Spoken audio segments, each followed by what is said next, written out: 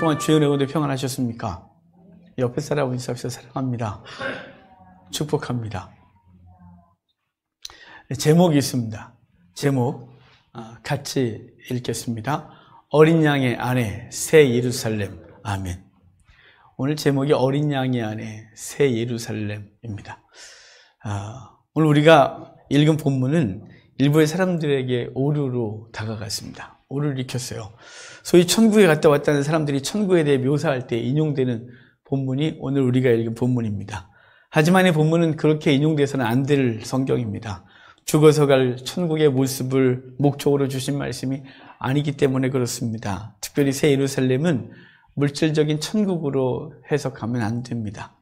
성령께서 요한을 통해 성도들에게 주시고자 할 말씀의 본질을 놓칠 수 있기 때문에 물리적인 성전이라든가 아니면 죽어서 갈 천국에 대한 그림으로 보면 오늘 본문을 무지하게 잘못 해석하고 있는 것입니다. 그래서 천국 갔다 오셨다는 분들의 간증들을 보면 천국 갔더니 그 길이 황금이고 온갖 보석으로 집이 지어져 있고 막 이러잖아요. 성경을 잘못 봐서 그렇습니다. 오늘 이제 보면서 사실은 이제 오늘 우리가 볼 이야기들은 종종 우리가 갖고 있는 이 요한계시록에서 천국에 대한 그림을 제가 완전히 다 망쳐놓을 거기 때문에 시험 들 수도 있습니다. 왜냐하면 오늘 본문은 천국에 대한 그림을 그려놓은 것이 아닙니다. 그냥 일반적으로 그렇게 자꾸 해석했고 그렇게 봐왔고 그렇게 가르침받아서 우리가 성경과 상관없이 이미지가 각인돼 버려서 이 본문을 천국의 그림으로 천국에 대한 묘사로 봤을 것입니다. 이제 오늘 한 절씩 한 절씩 보면서 그럼 본문이 무엇을 요구하는지 또 무엇을 우리에게 말씀하시는지를 보도록 하겠습니다. 자, 우리 9절부터 10절까지 우리 같이 읽도록 하겠습니다. 9절 10절입니다. 7대접을 가지고 마지막 7재앙을 담은 7천사 중 하나가 나와서 내게 말하여 이르되 이리 오라. 내가 신부 곧 어린 양의 아내를 내게 보이리라 하고 성령으로 나를 데리고 크고 높은 산으로 올라가 하나님께로부터 하늘에서 내려오는 거룩한 성 예루살렘을 보이니. 아멘. 오늘 누가 요한에게 말하냐면 7대접을 가지고 마지막 7재앙을 담은 7천사 중 하나가 말했대요. 그게 어쨌다고. 그렇죠? 여러분 이거 이렇게 말하는 이 사람이 이 천사가 한 번 더 얘기한 적이 있어요. 그건 17장 1절에서 똑같은 사람이 나와요. 7재앙을 담은 7대접을 가진 천사 중 하나가 나와서 이르되 라고 말하면서 17장에서 무슨 얘기를 했냐면 음녀가 받을 심판에 대한 얘기를 했어요. 음녀가 받을 심판, 음녀가 다스리는 바벨론의 멸망에 대해 예고할 때 이 동일한 천사가 얘기했단 말이에요. 그런데 지금 오늘 본문도 똑같이 7대접을 가지고 마지막 7장을 담은 7천사 중 하나가 이르되 이렇게 말하는 것은 오늘 것은 신부, 어린 양의 신부, 곧 새 예루살렘에 대하여 그 새 예루살렘 받을 영광, 어린 양의 신부인 교회 공동체가, 성도의 공동체가 받을 영광에 대하여 묘사하고 있는 거예요. 그러면 왜 동일한 천사가 얘기를 했냐? 17장에서도 이 천사가 그리고 오늘 본문 21장에서도 똑같은 천사가 이야기를 하고 있냐 하면 이건 다른 얘기를 하는 것이 아니라 그 천사가 마지막 재앙을 그리고 쏟아부음으로 대적들을 심판하고 음녀와 바벨론은 무너뜨리고 동시에 하나님의 백성, 교회 공동체, 하나님의 백성, 어린 양의 신부는 영광스럽게 됨을 상징하고 있는 것이죠. 그래서 이 천사가 동일하게 이야기를 하고 있는 것입니다. 결과적으로는 같은 얘기를 하고 있는 것이죠. 천사는 요한에게 이렇게 말해요. 이리 오라 이렇게 말하잖아요. 이리 오라. 지난주부터죠. 지난주, 이번 주, 다음 주는 계속해서 앞에 있던 얘기를 계속 끄집어낼 거예요. 왜냐하면 결론 부분이라고 그랬잖아요. 요한계시록의 결론 부분은 아니라 성경 전체 결론이라고. 그래서 이 결론은 앞에 이야기들 계속 갔다가 그것의 성취로 그렇게 말했었지 이런 것이야 라고 말하고 있기 때문에 그래요. 이리 오라 라고 말하죠. 이 이리 오라는 말도 이미 있었어요. 어디 있었냐면 요한계시록 4장 1절에 이렇게 말했어요. 이리로 올라오라. 이후에 마땅히 일어날 일들을 내게 보이리라 이렇게 말했는데 이 4장 1절은 어떤 얘기 다음에 나온 거냐면 요한계시록 2장 3장은 7교회를 향하여 이겨라 이겨라 이겨라 이렇게 말했어요. 이겨라, 이기는 자에게 내가 이것을 주겠다, 이기는 자에게는 이것 이렇게 해주겠다라고 7교회를 향하여 약속을 하고 나서 이제 4장에 딱 보면 그 이기는 자들이 받을 영광을 보여주겠다라고 하면서 이리 올라오라 이렇게 말했단 말이에요. 오늘도 마찬가지예요. 이리 오라 라고 말한 것은 이제 그 교회가 이기는 자가 받을 영광에 대해서 4장 1절에서 예고했다면 이제 이 본문에선 이긴 자가 받은 것에 대하여 그 성취에 대한 얘기를 해주고 있기 때문에 동일하게 이리 오라, 이리 올라오라 라고 말해서 이제 그 요한의 눈을 무엇에 보게 하냐면 이긴 자가 받을 영광에 대하여 4장에서도 보게 했고 그리고 오늘 본문에서 그것의 성취를 보게 하고 있다는 사실입니다. 이렇게 오라간 후에 천사는 내가 신부 곧 어린 양의 아내를 내게 보이리라 이렇게 말해요. 요한은 예수님에 대해서 5장에서부터 지금까지 끊임없이 똑같은 호칭을 써요. 어린 양, 어린 양, 어린 양. 단 한 번도 다른 호칭을 쓰지 않았다 그랬죠. 왜 어린 양이라고 그래요? 이 어린 양이라고 쓴 이유는 우리가 구원받은 이유, 오늘 본문에서 어린 양의 아내 그러는데 우리가 어린 양의 아내가 된 그 힘은 우리의 개인의 공로에 근거하지 않는다 그랬어요. 내가 열심히 신앙생활을 했기 때문에, 내가 헌금 많이 했기 때문에, 내가 교회 몇 개 졌기 때문에, 내가 이 땅에서 정말 한 번도 짓지 않고 애쓰고 몸부림쳤기 때문에 구원을 얻은 것이 아니라 우리의 구원의 공로가 어디에 있냐면 어린 양의 보혈, 어린 양이 우리를 대신하여 죽으신 그 보혈의 공로에 있기 때문에 어린 양을 끊임없이 우리 성도들의 구원의 근거가 어린 양이기 때문에 어린 양을 계속해서 이야기를 하고 있다는 말이에요. 그래서 5장에 어린 양을 처음 등장시키고 끝까지 어린 양이라는 호칭을 바꾸질 않았단 말이에요. 사자이거나 만왕의 왕이거나 뭐 만주의 주거나 이런 얘기를 하지 아니하고 오직 어린 양. 왜냐하면 우리의 구원에 이 땅에서 환난받고 사탄의 세력과 싸우고 영적 싸움을 싸워가고 있는 우리들, 그리고 그 근본적으로 구원이 무엇에 근거하느냐? 어린 양이 십자가에서 흘리신 보혈의 공로에 근거한다는 것을 말하기 위하여 어린 양을 계속해서 말하고 있는 것입니다. 천사가 보여주고자 있는 게 뭐예요? 어린 양이 아내를 내게 보이리라 그러잖아요. 어린 양이 아내를 내게 보이리라 그래놓고 곧 새 예루살렘을 보이고 있는 거예요. 그러니까 새 예루살렘은 건물이 아니에요.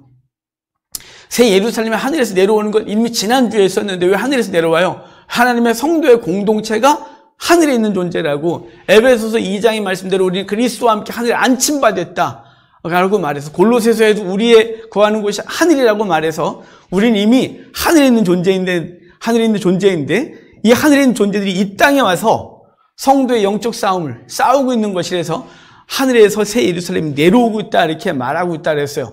새 예루살렘은 건물이 아니라고 거듭 말씀드리는 거예요. 왜 그렇게 말씀드리냐면 새 예루살렘을 건물이라고 해석하기 때문에 그 다음에 천국이라고 보고 있기 때문에 그 천국의 건물은 어떻고 보석으로 어떻게 해서 문은 진주가 있고 길바닥은 금이며 이렇게 해석하고 있는 거예요. 아니에요. 어린 양의 아내 곧 새 예루살렘은 건물이 아니라 성도의 공동체, 성도의 영적 공동체를 어린 양의 아내 곧 새 예루살렘 이렇게 말하는 거예요. 이해가 되셨습니까? 그러니까 지금 오늘 본문이 말하고 있는 것은 건물이나 천국에 대한 묘사가 아닌 것이에요. 성도의 공동체에 대한 아름다운 묘사와 영광스러움에 대한 얘기를 쫙 할 것이란 말이에요. 여러분, 천국에 대해서 그 예수님 때 이 천국을 말씀하실 때 우리가 지금 생각하는 죽어서 가는 천국에 대한 얘기를 그렇게 많이 하시지 않으셨어요. 왜냐하면 그거에 대해서 묘사해봐야 이해할 수 없는 것에 대해서 우리를 못하게 그렇게 많이 말씀하시겠어요. 헬라어를 보면 하나님의 천국은 바실레야 투 데우, 그래서 그 하나님의 나라, 하나님이 통치하시는 나라라고 되어 있고 또 하나는 바실레야 톤 우라논, 그래서 하늘에 있는 나라, 그 하늘의 그 나라, 그래서 하늘들의 나라, 그래서 하늘에 있는 나라, 하나님의 나라 이렇게 말하고 있는데 이것은 예수님과 세례 요한도 천국에 얘기할 때 바로 하나님의 통치가 있는 나라, 하나님의 통치가 있는 영역에 대한 얘기를 하고 있는 것이지 이 천국이 우리가 생각하고 있는 어떤 것에 집중되고 있는 게 아니에요. 그러니까 천국은 그것을 포함하여 이 땅에서 주님과 함께 거하고 있는 예수님이 왕으로서 통치하시는 왕국의 백성에 대한 얘기를 하는 것이에요. 그래서 바실레야 투 데우, 바실레야 톤 우라논, 그래서 이 바실레야가 뭐냐면 왕의 통치가 있는 영역을 말하고 있는 거예요. 그러니까 우리는 지금 이미 그분의 통치 가운데 있어서 이미 우리는 천국이에요. 그래서 세례요한은 뭐라 그러나요? 회개하라 천국이 가까웠느니라. 예수님도 똑같이 회개하라 천국이 가까웠느니라 이렇게 말씀하셔서 천국이 이미 우리 가운데 있다는 사실이에요. 그분이 우리 가운데 거하셔서 천국인 거죠. 바리새인들이 물었어요. 하나님 나라가 어디냐? 여기 있다 저기 있다 하지만 너희 안에 있느니라. 그래서 예수님이 하나님의 나라이기 때문에 그분이 거하는 곳이 하나님의 나라라고 분명히 말씀하셔서 이미 우리 가운데, 우리 안에, 우리 가운데 예수님이 거하시기에 하나님의 나라는 이미 성취가 된 것이, 이미 이루어진 것이에요.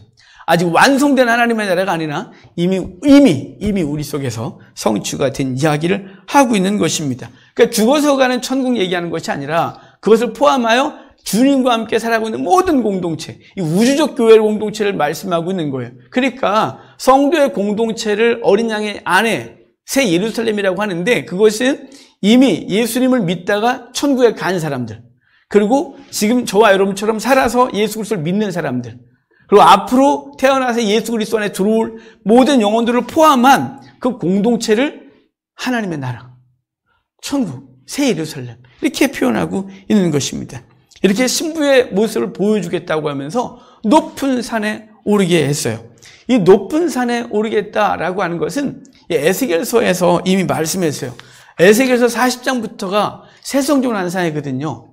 에스겔서 40장부터 어떤 은혜를 주시냐면, 에스겔서 48장으로 되어 있는데 24장까지가 예루살렘 멸망에 대한 얘기를 해주고 있고, 25장부터 회복 예언을 해주고 있는 거예요. 대적들은 심판받고 예루살렘은 회복될 것이다 라고 하는 얘기를 쭉 하다가 40장부터 새 성전이 지어질 것에 대한 얘기를 해주고 있는 거예요. 왜 그 얘기를 하냐면, 바벨론에 의해서 성전이 완전히 파괴돼서 더 이상 성전 예배를 드릴 수가 없었어요. 이스라엘은 성전과 함께 나라가 세워지고 나라가 망했다고 생각했거든요. 그러니까 단순히 나라가 망한 것이 아니라 성전이 불타고 파괴되고 완전 다 산산조각 났기 때문에, 완전 흩어졌기 때문에 더 이상 소망이 없는 것이, 절망하는 이스라엘에게 내가 너희를 회복시키겠다고 하면서 결론 부분에서 말하는 게 뭐냐면 40장부터 48장까지가 그 긴 얘기를 새 성전 환상에 대하여 구체적으로 묘사하고 있는 것이에요.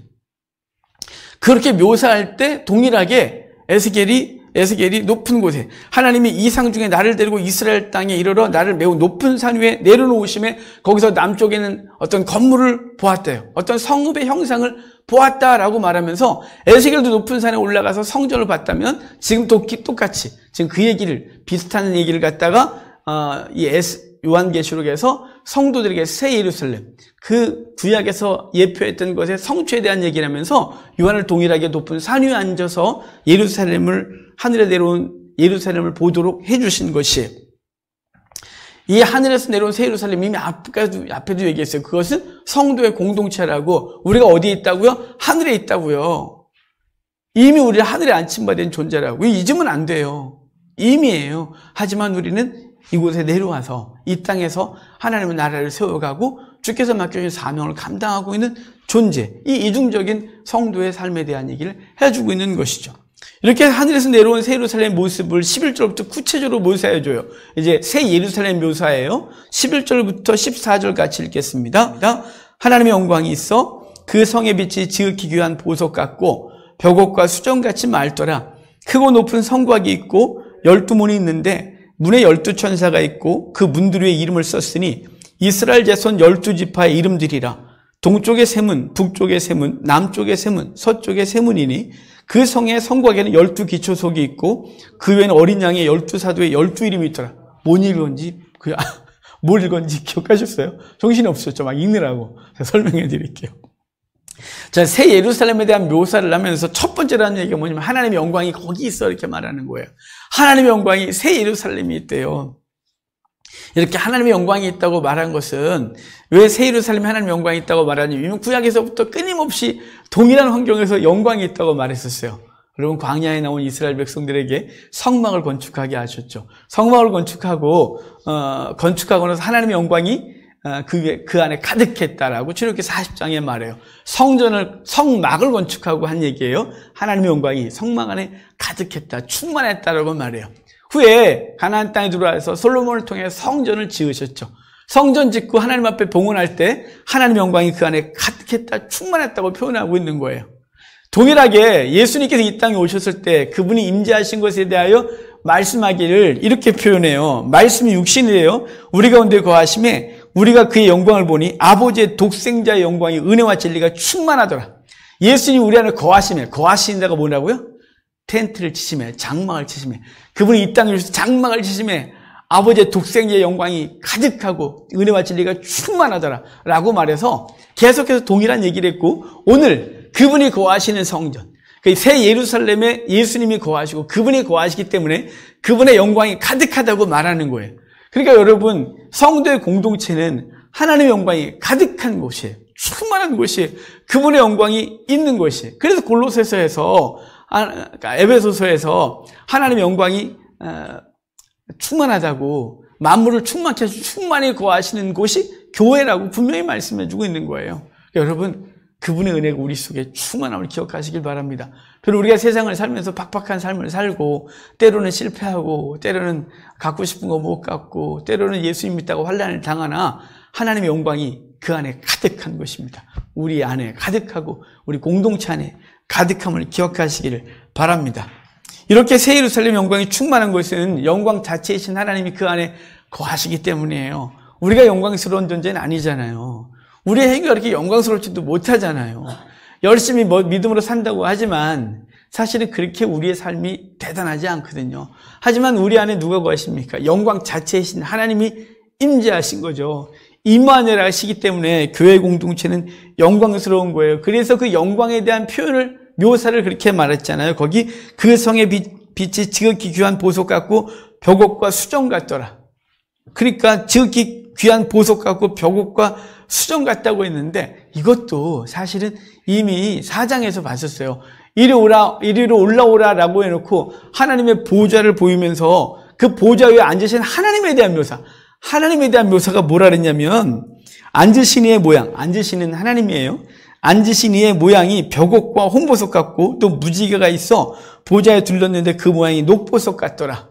자, 지금 4장에서 이기는 자가 받을 영광에 대해서 보여주면서 요한에게 이리 올라오라 그래놓고 보좌에 앉으신 하나님을 얘기하면서 벽옥 같고 무지개가 둘른 것 같고 그랬잖아요. 그런데 오늘 본문에서 새 예루살렘, 어린 양의 아내, 성도의 공동체, 새 예루살렘을 향하여 말씀하시면서 귀한 보석 같고 벽옥과 수정같이 맑더라 그래요. 이 표현은 이미 4장에서 계속해서 했던 얘기인 것이죠.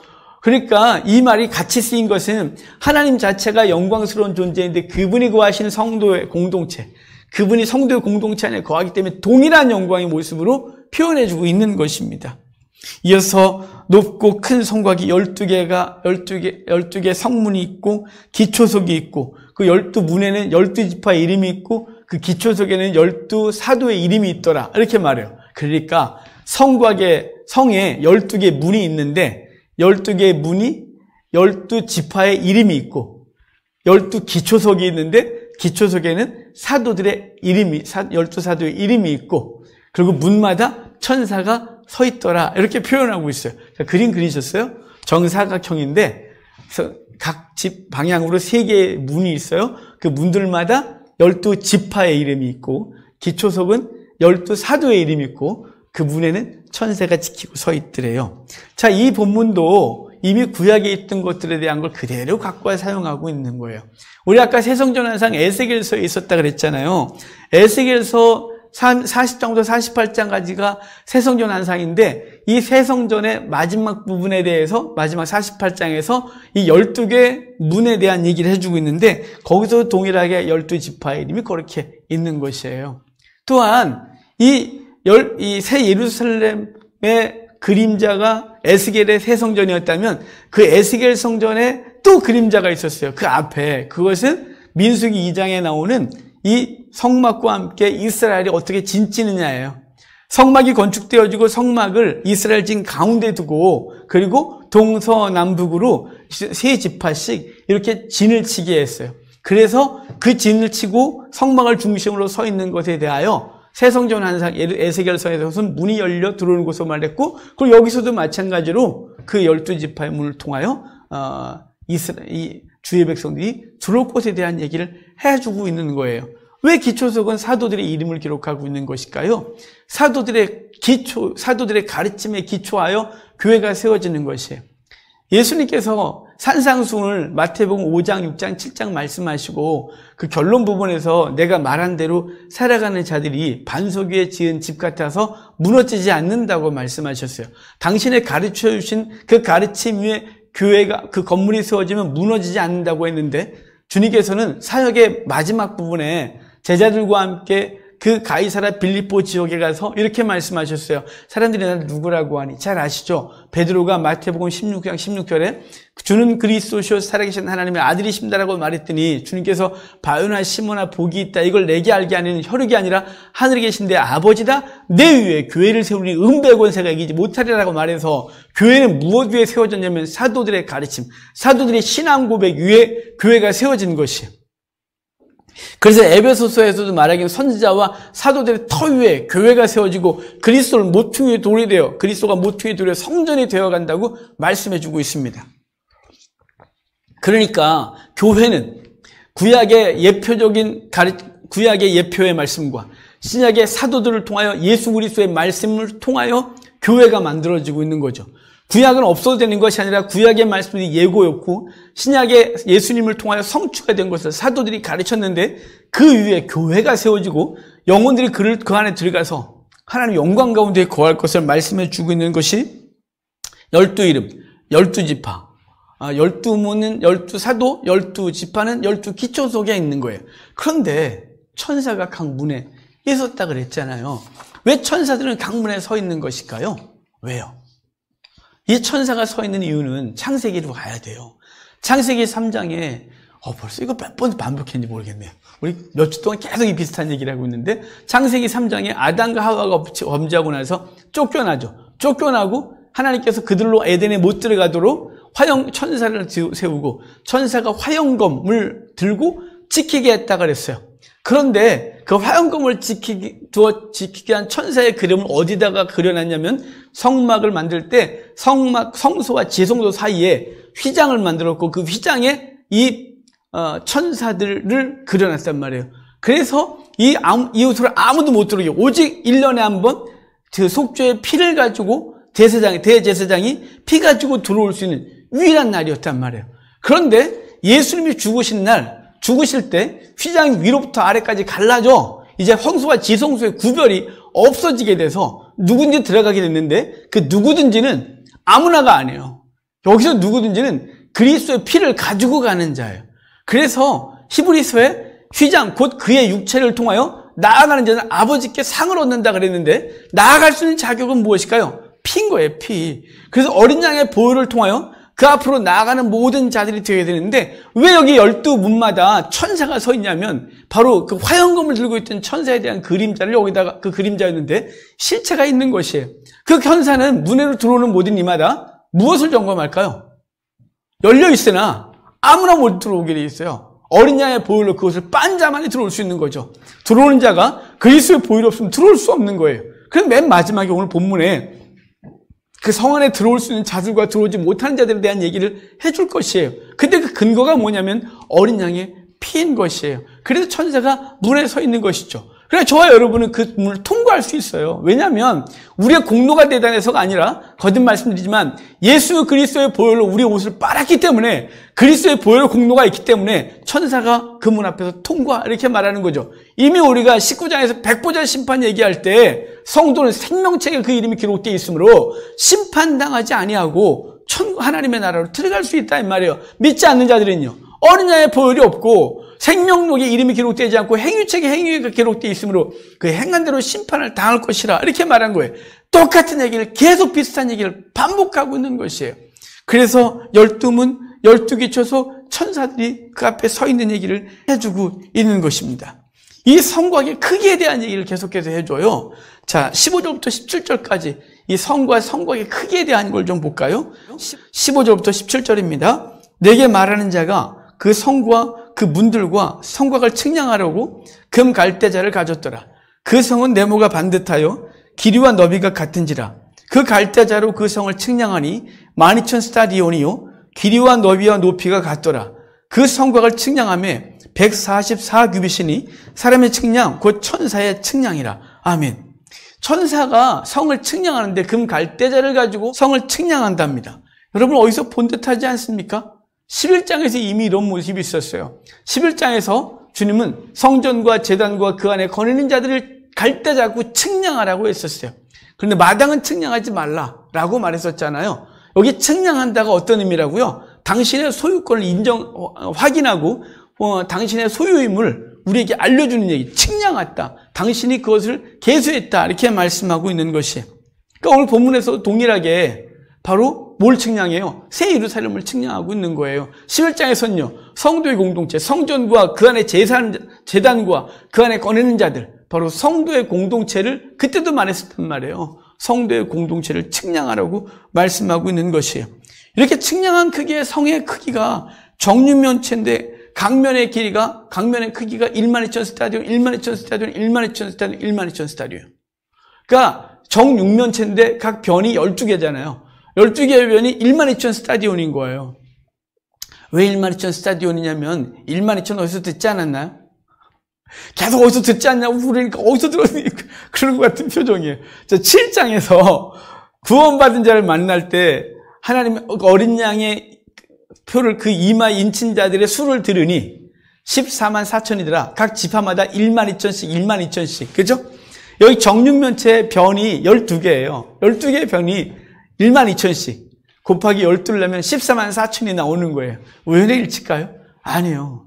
주님 바로 성도의 공동체 새 예루살렘을 정육면체로 만들어 놓고 그 정육면체 안에 있는 모든 사람들을 완전함을 말하고 있는 거예요. 이스라엘 사람들에게 상징성은 정사각형은 완전을 말하거든요. 그래서 이 새 예루살렘의 그림자였던 에스겔서의 40장부터 있는 새 성전 환상은 정사각형 성전이에요. 평면에. 정사각형이에요. 그런데 이것의 완전함, 이것의 성취는 정육면체예요. 어디로 보든지 정사각인 거죠. 이렇게 보든 저렇게 보든 위에서 보든 옆에서 보든 아래서 보든 성도의 공동체는 완전한 공동체를 말씀해 주고 있는 거예요. 왜 완전할까요? 우리가 완전하기 때문에. 무슨 말씀이세요? 우리가 무슨 게 완전해요? 우리 지난주에 이렇게 완전하셨습니까?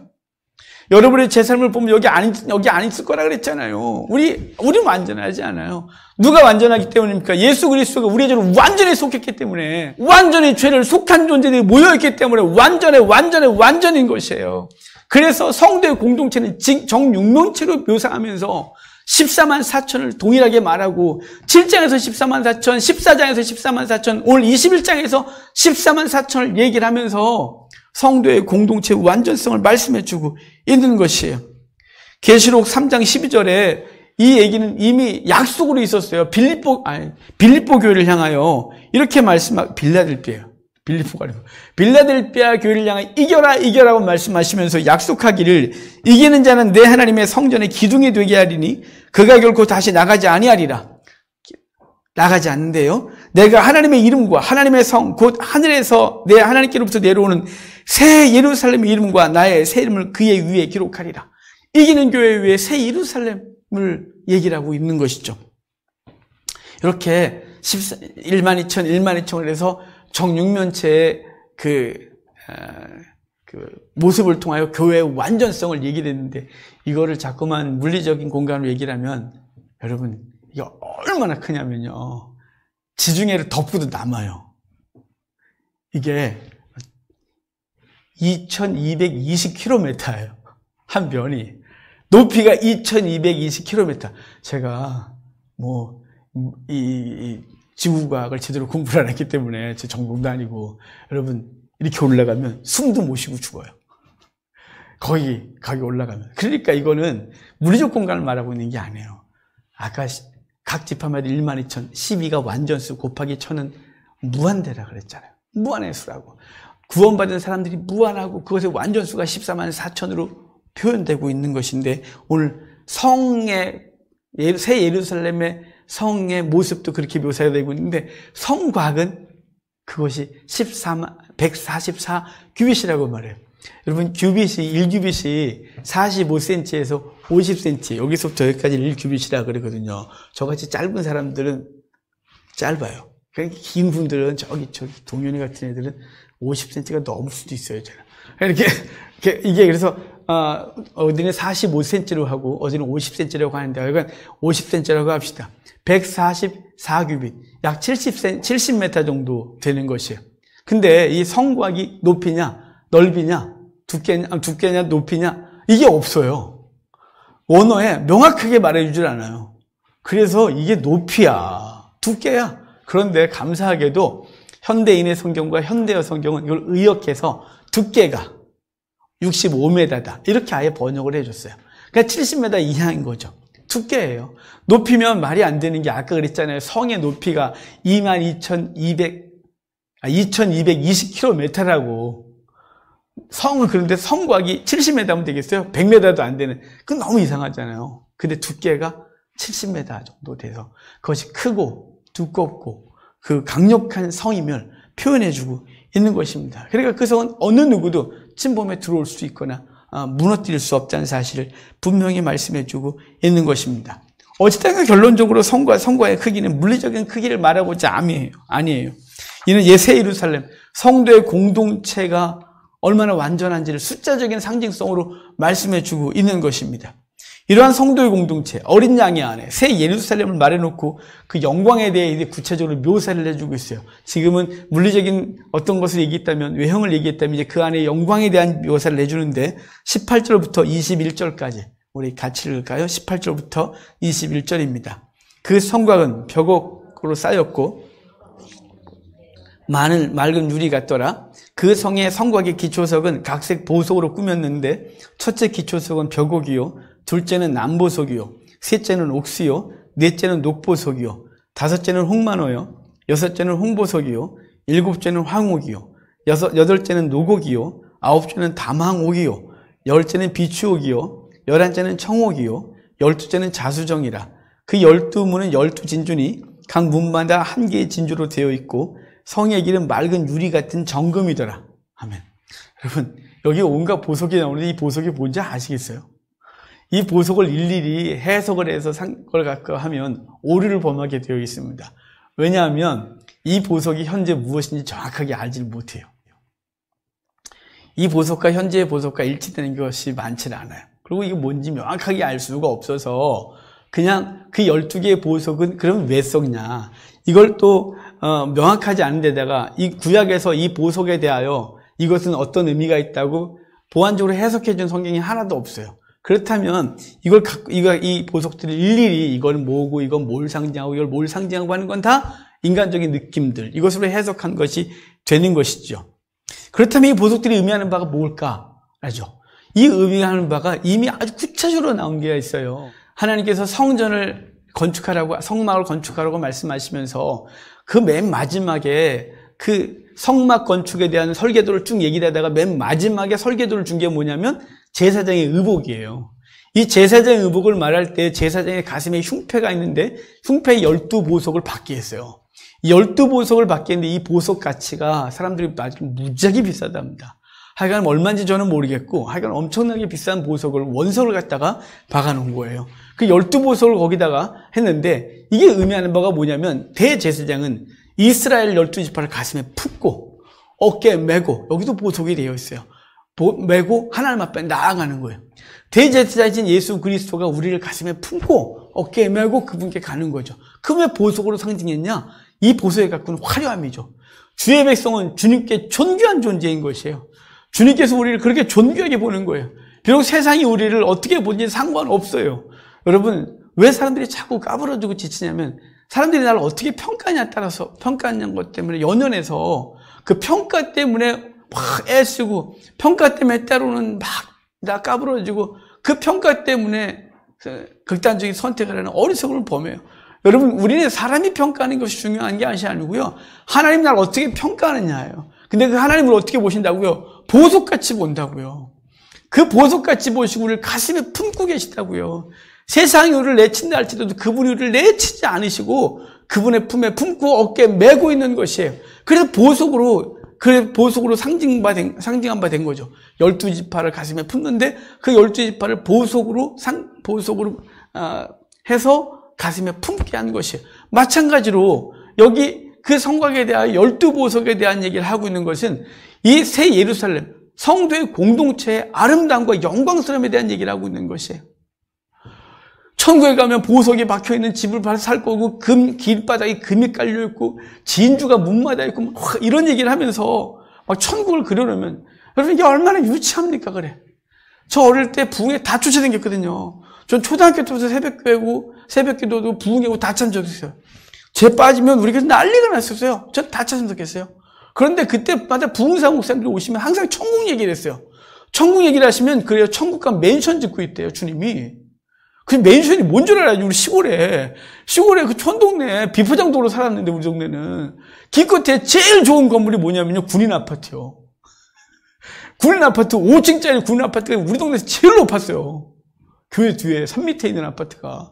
여러분, 그게 제일 좋은 아파트, 제일 좋은 물이면 맨션이 뭔 줄 알아야죠. 여러분, 제가 서울 나와서 신학교 다닐 때 기숙사에 있었는데 기숙사에서 학교까지 가는 길에 건물이 있는데 무슨 맨션이 있는 거예요. 제가 얼마나 실망인 줄 알아요? 우리 시골의 군인 아파트가 훨씬 좋았어요. 그 맨션보다. 여러분, 제가 그래서 그때 그 부흥사 목사님 맨션 줬다는 얘기가 한참 떠오르면서 맨션 앞에서 한참 서 있었어요, 제가. 천국 가면 이거 있는 거야? 이거 있다고 말한 거예요, 부흥사 목사님들이. 여러분, 천국 가서 보석으로 지었으면 그게 화려하면 좋겠습니까? 그래. 눈부셔서 살겠습니까? 길바닥에 그으면 좋겠습니까? 미끄러져갖고.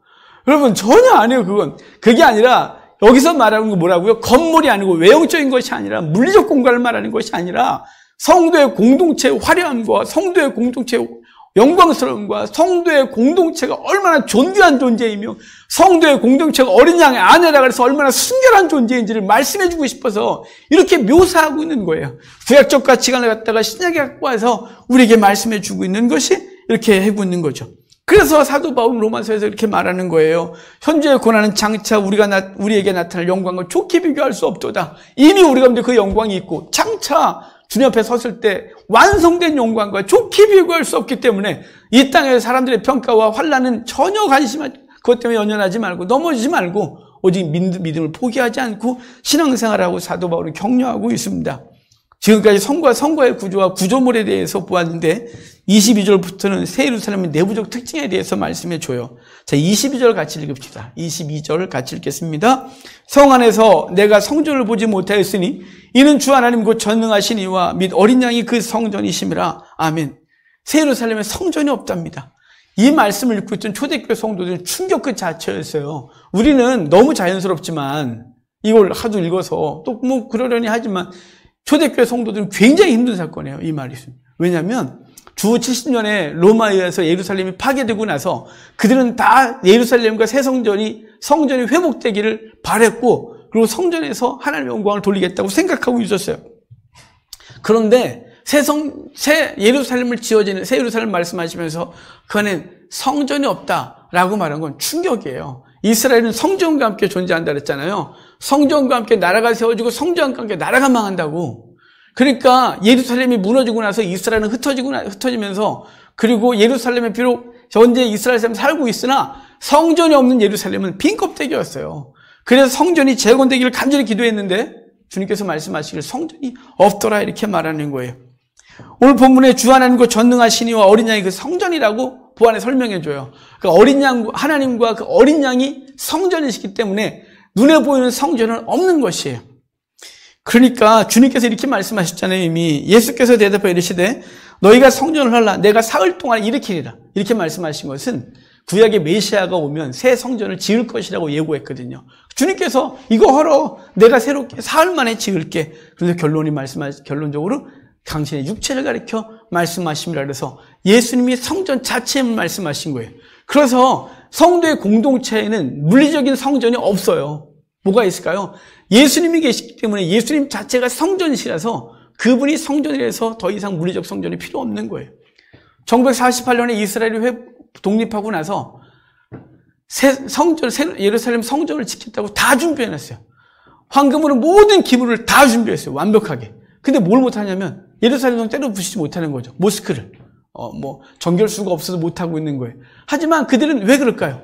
메시아가 아직 안 왔어요. 그들에겐 성전이신 그리스도를 믿을 수가 없는 거예요. 그래서 물리적 성전만이 그들에게 소망인 것이죠. 우리는요, 더 이상 물리적 성전은 소망이 아니에요. 예루살렘의 회복을 위하여 기도해야 되는데, 아니요.